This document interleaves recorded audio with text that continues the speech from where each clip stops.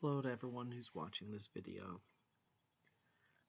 My name is Adam Hopkins. Most likely you don't know me. But, like you, I'm just an average person.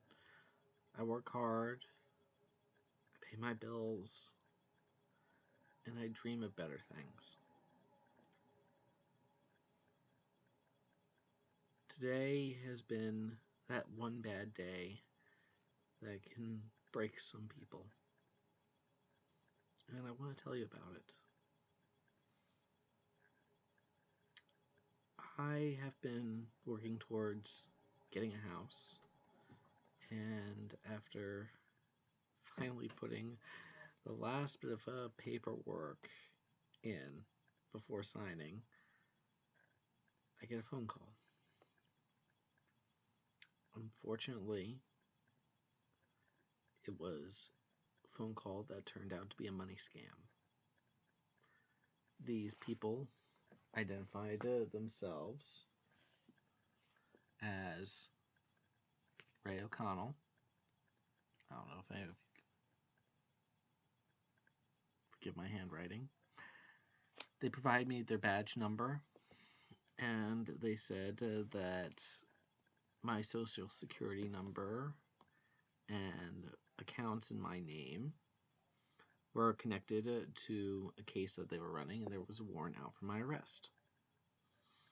They transferred me to what they claimed was the Fort Wayne, Indiana, which is the city I live in the state of Indiana, police department, who then proceeded to use scare tactics to tell me that there was a warrant, that these people were who they said they were, and that they couldn't get rid of the warrant, but they could hold off while I get my affairs in order, even because they believed that, I was the victim of identity theft, and they were going to help me. They transferred me to another U.S. Marshal who went by the name of David Cooper, which, if any of you ever see this phone number listed here, do not answer it. They are liars. They gave me a badge number and told me I couldn't talk to anyone about this because it was an open investigation, and gave me this privacy law that was a lie as well. They told me I had only 24 hours before they suspended my social security number, and that when that happened, my credit cards and all my assets would be frozen, and that it would affect all of my credit cards, putting them at their maximum balance and showing them as overdraft, and that if I wanted to financially survive this, I had to deposit money the way that they were telling me to through the U.S. Treasury in order for me to then be given a cashier's check along with my new social security number. Having never been in this type of situation before, I was terrified. I've never done anything wrong. I've had one speeding ticket in my entire life, 30 years, and a clean record. And then this. So they stayed on the phone the entire time, and they pressured me to take money out of my account. I took all of my savings out, minus a very small amount. Glad I kept in there.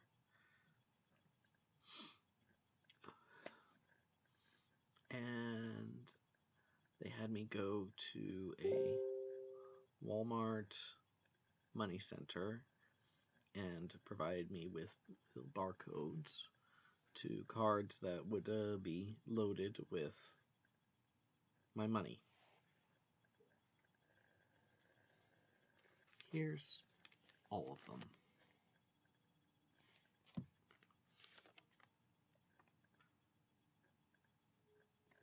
$1,350,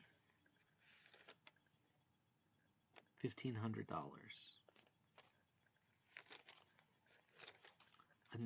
$1,000,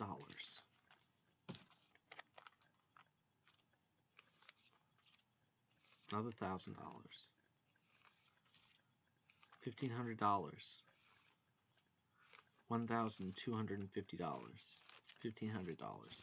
Altogether, they took $9,100 from me. They had me take money as a cash advance out of some of my credit cards. Luckily, there was a limit to how much could be taken out. Every time I would go anywhere, that phone call was still active.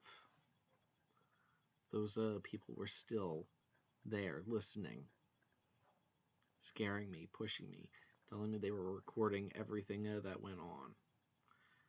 I'm glad they didn't get any of my personal information, like my card numbers or my social security number or anything like that. However, they still took my money. It wasn't until they tried to get me to purchase Visa gift cards at Sam's Club that I finally wised up. I managed to get off the phone with them, even though they called me back multiple times. And I called the police. They told me, yes, you've been scammed. I immediately called the company that issues the cards that these went on.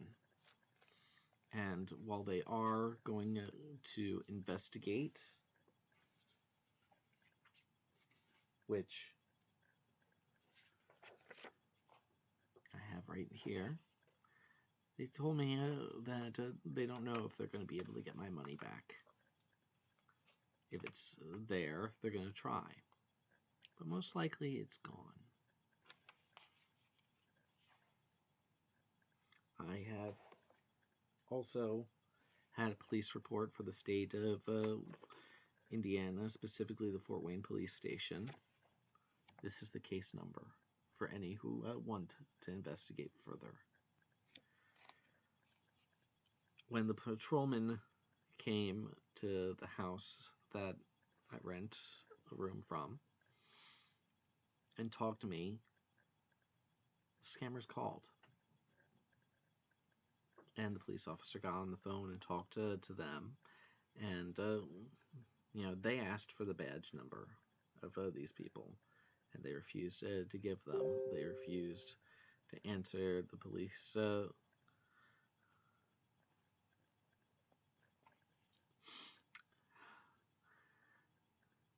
They wouldn't answer the policeman's questions. And when we finally got off the phone, they said, oh yeah, these people have done it before. They're professionals. He took all the information that he could for me and told me to contact my banks. I did so. Unfortunately, because even under duress, I took the money out myself. There's not much they can do. There's not much any of my family can do. Everyone's hurting.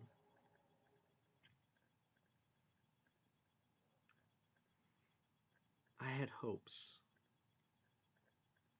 And I worked so hard to reach my goals, only to have it thrust away because of other people's greed.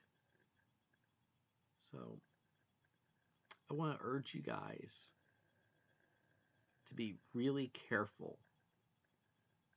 And if you get a phone call like what I did, just click end call. Don't fall for it like I did.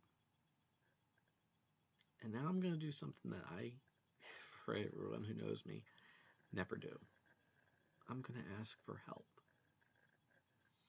I've always tried to be the person that others can rely on, someone who stands on his own 2 feet, someone who supports others. But now I need the support. Any little bit that you can give, I will appreciate. And it might make the difference of whether I'm able to survive this or not. If the money returns to me, please, anyone, feel free to reach out. I will keep updating as I learn things so that everyone knows what is going on. And send me a message. If the money comes back to me, reach out and I'll return the money that was donated. Or I will donate it to another GoFundMe and pass it along. All I want is the money that I lost. Anything else can go to someone else who needs it. Anyone who wants to know more, or if there's something that you want to ask me, please let me know.